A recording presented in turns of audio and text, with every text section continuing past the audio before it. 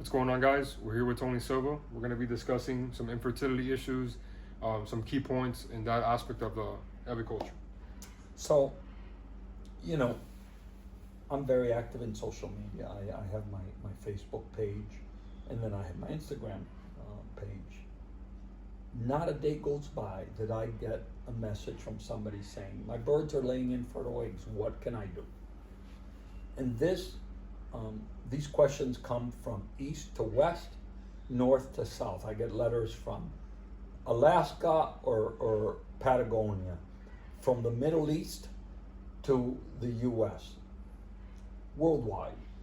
And oftentimes I ask, can you send me a picture of the aviary? Can you send me a picture of the diet? Oftentimes it's shocking. Birds kept in very dirty cages, in little itty bitty enclosures, fed a very poor diet. And my response is after I temper my anger, because I believe that we're doing these animals an injustice. Nobody would like to sleep in a bed covered with feces and trash. Why should the birds be subjected to the same? So after I temper my anger, I go back and say, you do understand you need to improve hygiene. You do understand that keeping them in small cages is only going to degrade their health. These birds have wings. They evolved to fly.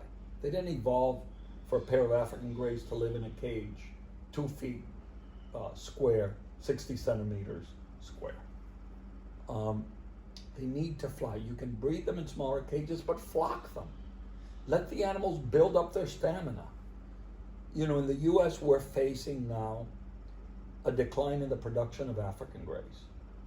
It's a handful of birds now, when we were producing thousands as breeders across the country. And when we look at, one, the birds were imprinted. Everybody sold the babies. Nobody held them back. And then many of the birds, when they were held back, they were kept in tiny cages, so the birds never developed properly. Never got to fly. You know, we've got 5 generations of African greys, but the birds live in long cages. They're given enrichment. They're given a proper food. They're kept clean. So, key points to improving infertility. Improve hygiene. Let the birds fly. Let the birds develop muscles. Let the birds repair. The story that parrots mate for life is flawed. Lots of studies. Ian Rowley did a wonderful book called Galas, where he's showing that these birds divorce all the time. And then they may come back, they may not. So we flock the Amazons, we flock the cockatoos, we flock the African greys after breeding. Let them choose different mates. And they pair often and you pair them again. We need to improve diet. There's nonsense that pellets are artificial and they're not natural. Wait a minute. Nothing that we feed parrots in captivity is natural. It is all artificial. It doesn't matter whether it's ground up dried flowers or chopped up, ground up vegetables. None of this occurs in the wild. It's not part of what they eat in nature. A sweet potato that we eat today, a corn, an apple, a banana, these are all cultivated varieties that have been selected for flavor, for sugar content, for size. When you look at the wild corn, it's that big. And it's like a sprig the size of my finger. So nothing that we feed them is normal. So with that concept in mind, let's feed them what's healthy. Let's feed them 70% pellets, 30% vegetables. We can add other things to the diet, macaws and African greys that need fat. Let's improve the diet. Let's vary the diet. We can increase moisture content to induce breeding. Parrots breed when they know there's going to be food available to feed their young.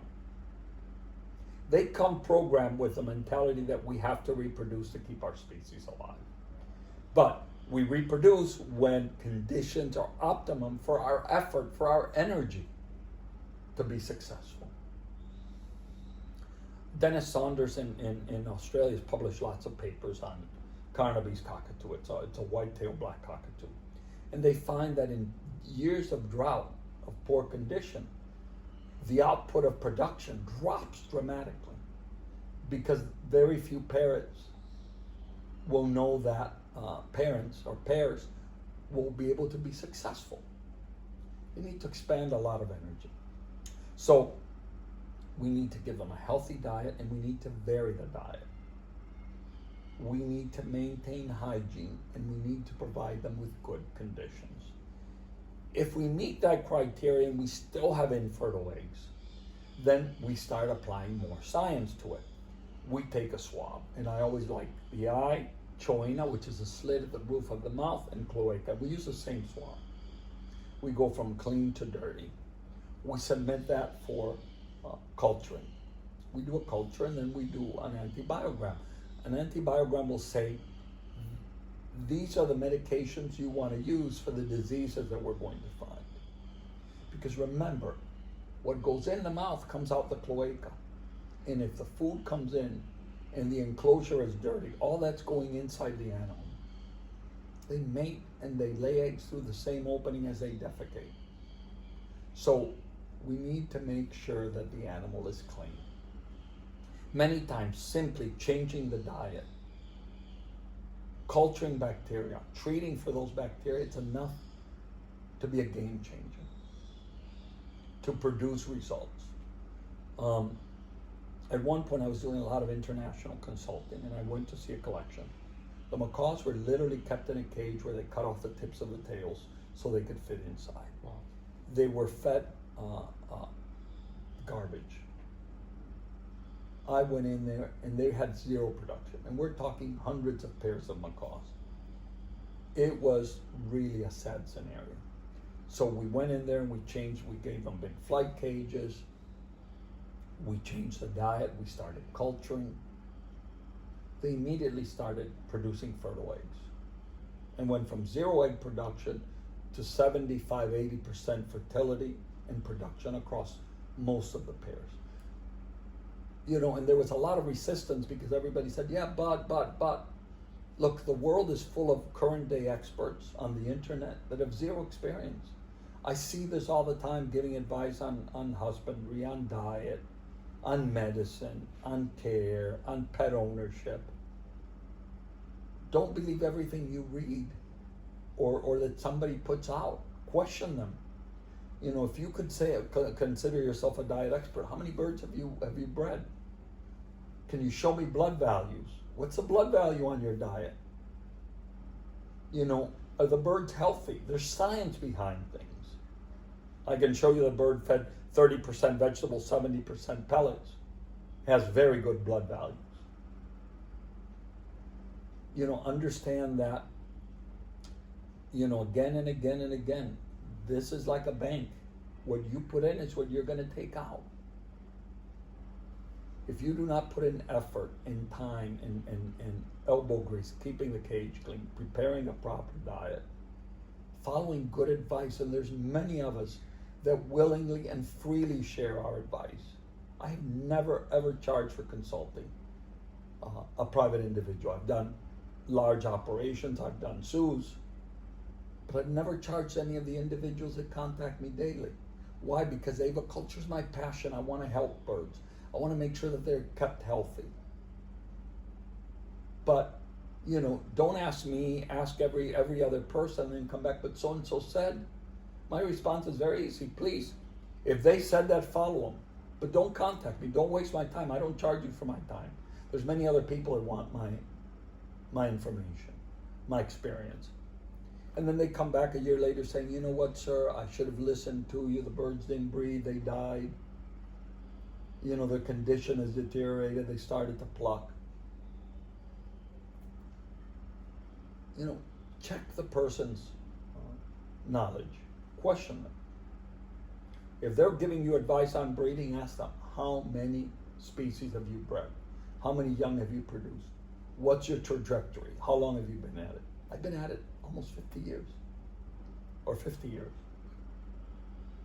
You know, I've learned a lot. I've fallen many times.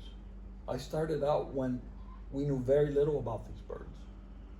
The books that we relied on was William Green's Parrots in Captivity, published in the late 1800s, where it said London Zoo recommended not giving water to parrots, through modern times, where we have a lot of information available from good people, good experienced breeders that willingly share, but also a plethora of nonsense being spewed out by people that have no knowledge. And it's the same with pet ownership. You know, when you look at parrots in the wild and you study them and you understand pet ownership, there's a lot of misinformation out there. And unfortunately, it's what results in many of these birds ending up in rescues. You know, I have a Moluccan cockatoo at my house that somebody decided the bird was starting to turn aggressive. It was a male. And they listened to one of these clowns who said, give it a cardboard box in the cage, the bird wants to nest, he'll be fine and he'll be tame.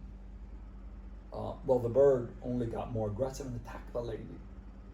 They had to do reconstructive surgery on her face. The bird was taken to a vet to be euthanized. Why should the bird pay the price of somebody that listened to an idiot that didn't know what they were talking about? Fortunately, the late Sam Backus called me and said, listen, I have this bird. Can you talk to this lady? And it took a lot of convincing to let her take the bird. The bird was integrated into a group. You know, it's not set up for breeding, but at least its life was spared. Because somebody's wrong advice, it almost cost the bird its life. So question, you know, you don't want to be cuddling a cockatoo in the vent area and the underparts when he's hormonally active. He's going to get worse. Understand that these birds are not a feathered human. That they are birds and that they need to develop their own skills, their own personalities, their independence. That's why I'm such a proponent of enrichment. You know, you combine enrichment with toys. So in all of this, whether it be pet ownership and breeding, you're going to need to do a lot of research, but you need to question the research. You need to provide the proper care and conditions for the animals to do well. And you're going to have to spend some money. I had a guy recently from the Middle East tell me, you know, I've got all these birds and they look terrible, but I can't afford pellets. I can only give them sunflower seed. Then you've got too many birds. You need to scale back. You're way over your head. If you cannot provide your animals with the proper care, you've got too many birds. So, you know, as I get older, I become more belligerent. I used to be far more tolerant in my youth, and I used to work with those people. You know, today, I turned 65 a couple of days ago. It's, you know, I'm hard ass. You've got a problem with your birds, that you can't give them proper care, you've got too many birds. Scale back.